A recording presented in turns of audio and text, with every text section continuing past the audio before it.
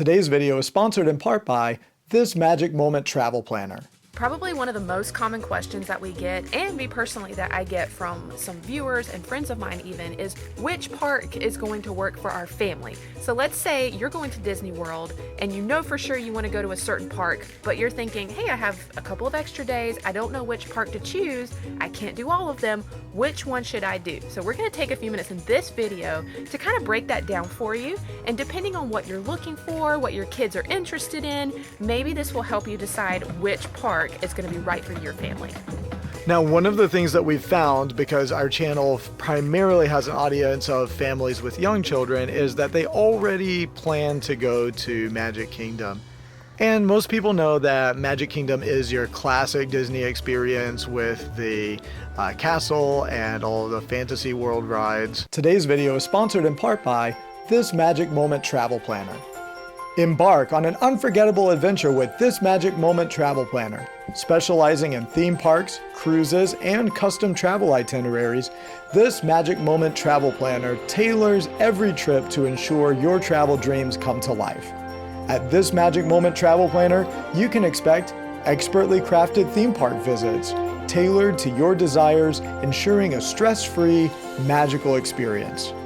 Personalized cruise vacations, planning to match your travel style with curated onboard and shore activities, or custom travel itineraries designed around your interests with every detail handled for a unique adventure. Best of all, these services are available at no cost to you. Let Leah handle the details so you can immerse yourself in the magic. We'll link her website in the description below. Magic Kingdom obviously offers the widest variety of experiences between shows and parades and rides and character meet and greet opportunities. But after you've spent a day or two at Magic Kingdom and you think that you may want to go to another park or determine how to prioritize those, here are a couple of things to think about according to the interests of your family and especially your young children. We would recommend that you consider going to Epcot if your child really enjoys character meet and greet opportunities and meeting princesses. Because at Epcot, you can meet the princesses all around the World Showcase Lagoon. So in Asia, you can meet Mulan. In France, you can meet Belle and Aurora. And over in Germany, you can meet Snow White. Now, Epcot is also great for you parents because this is the place to go if you're a foodie. So like us, we want to go to places depending on what kind of food they have, but in Epcot you can literally go to each place around the world and sample all of the food. So whether your toddlers like that or not might be up in the air. Yeah, toddlers usually don't care. You can be selfish sometimes, and so we love to go to Epcot because we love to eat, and it's a great place to do that. Yeah, and there are a couple of rides that your toddlers and small children can ride in Epcot and will enjoy.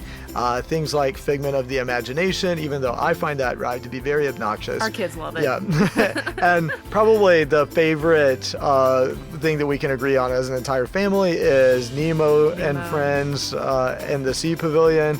And also they can ride Spaceship Earth, although that one's a little bit boring for young children. And then the Frozen ride you would think would be really exciting for little kids, but actually there's a little bit of a drop, and so our daughter refuses to ride it. Yeah. But she can go over and meet Anna and Elsa all day long. Loves that. There are also a couple of shows that are available on Epcot too. So a lot of times they're very seasonal, so you want to be sure to check the calendar for when you're visiting.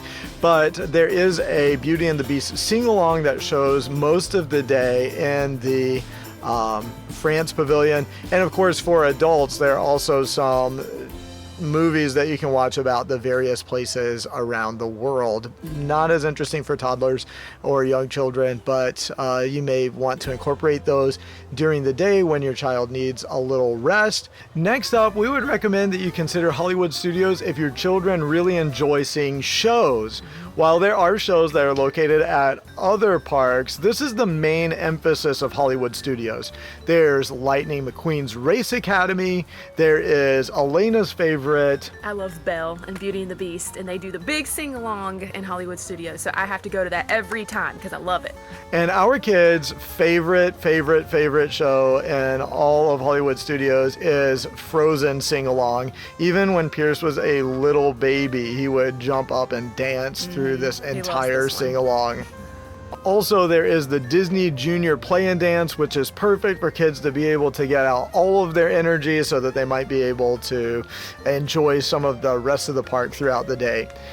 Another show that's located in Hollywood Studios is the Indiana Jones stunt show, but we would recommend that you give some consideration to whether or not this is a good show for your child to watch, because the action and the explosions and some of the things that happen can be a little startling for toddlers and young children. So this one might be something that they have to grow into a little bit. There are some rides in Hollywood Studios which work well for young children, like the Alien Saucers ride. And when your kids get a little bit older, they might be willing to ride the Slinky Dog Dash. There's also the Midway game in Toy Story Land. And then Mickey's Runaway Railway is also a ride that children can ride. However, this is another one that we would recommend that use a little caution, because the scenery can be kind of overwhelming in this one. And there are very immersive experiences, which are a lot of fun for us as adults. But we found that our children got terrified when they thought that they really were going over a waterfall.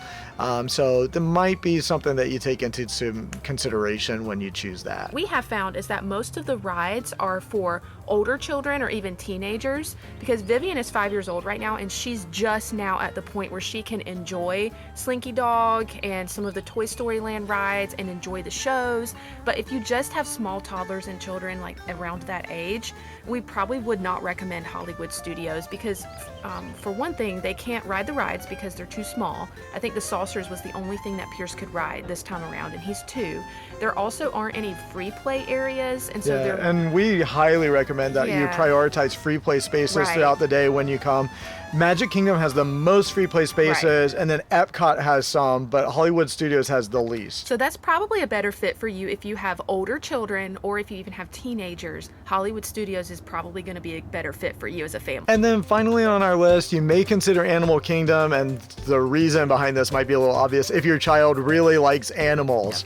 And some of the things that you can do in Animal Kingdom with smaller children are the Kilimanjaro Safari, which is probably one of our absolute favorite things to do in all of Disney World. It's pretty incredible. You really do feel like that you're on an African safari in the middle of the African savannah, looking at animals in their natural habitat, even though they really are exhibits that are divided up reasonably, but you don't feel like you're passing from one exhibit to another. It's just really incredible the way they put that together.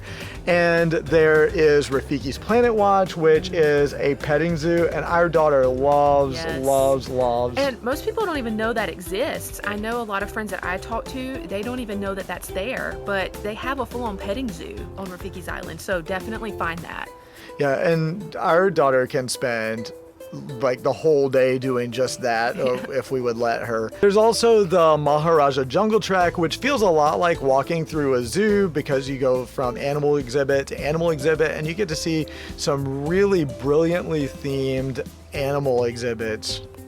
There are also a couple of shows that your kids can enjoy at Animal Kingdom, which are the Nemo show, the Circle of Life Theater, the Lion King show, and also there is a Bugs Life show that's located within the Tree of Life, but we would caution you on this one. Be careful with that one too, because they have one point in the Bugs Life show where it gets really dark. And all the grasshoppers come out. All the bugs come out, and they make them look really scary. And so that has scared our 5-year-old as a young child when she was younger, and it also scared our 2-year-old. So be careful with that one too. You might want to watch that one in advance. And there really aren't very many rides for your child in Animal Kingdom. The Kilimanjaro Safaris could be considered to be a ride.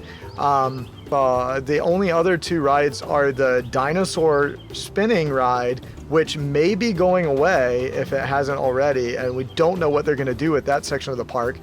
But there's also the Navi River ride, which is just really strange. And if you really need a ride for your small children, then you can do that one.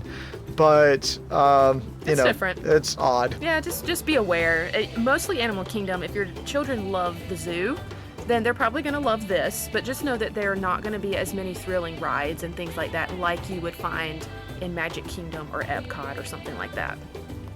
For even more tips on navigating Disney World with your toddler, then click this playlist right here.